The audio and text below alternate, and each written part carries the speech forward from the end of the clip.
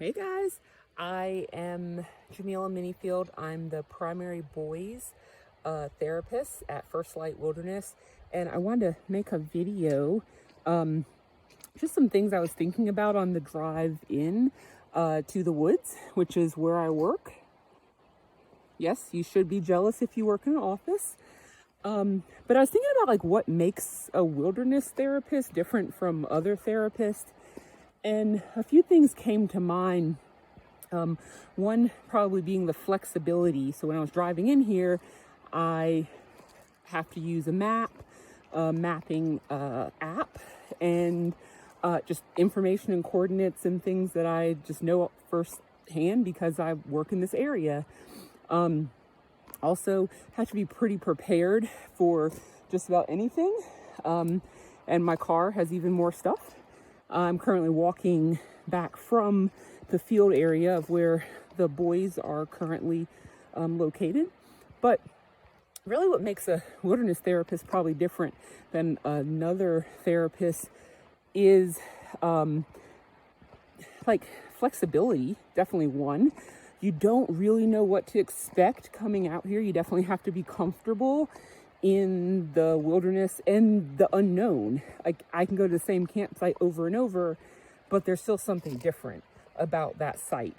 And also probably like the flexibility, being prepared. It's not just doing therapy in the woods. This type of stuff just doesn't, this magic does not happen in an office. I'll often tell parents, if you're having trouble finding a therapist for your child, and I work with the boys, having trouble finding a therapist for your boy, your son, it's probably because they're trying to sit in an office. That just doesn't work well. Again, like, how can you not work and do great work, emotional work out here? So that's a start.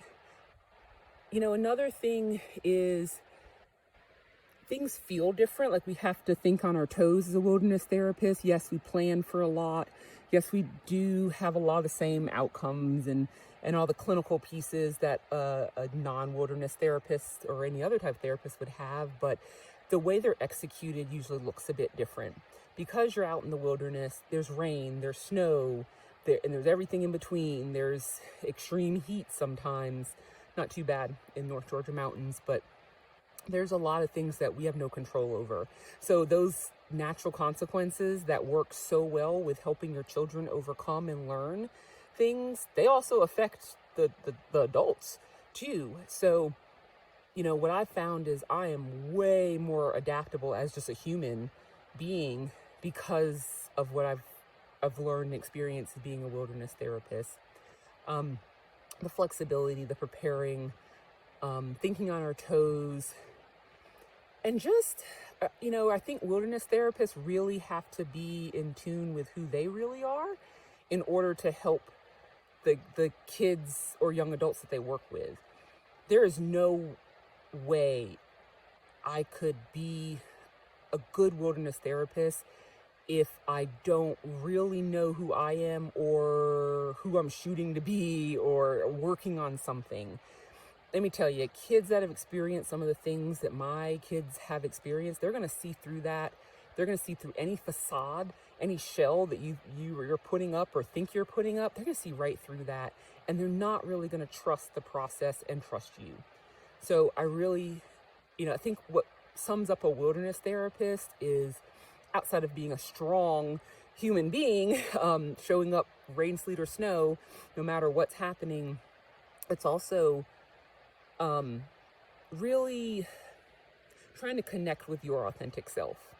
And, you know, again, not that other therapists don't, but it's pretty hard to fake stuff out here, just to be honest. And yeah, I think that's just what really makes a difference. These are my opinions, of course. Yeah, that's about all that came to mind. I just wanted to make a quick video as the sun's setting and I'm walking out on a therapy day.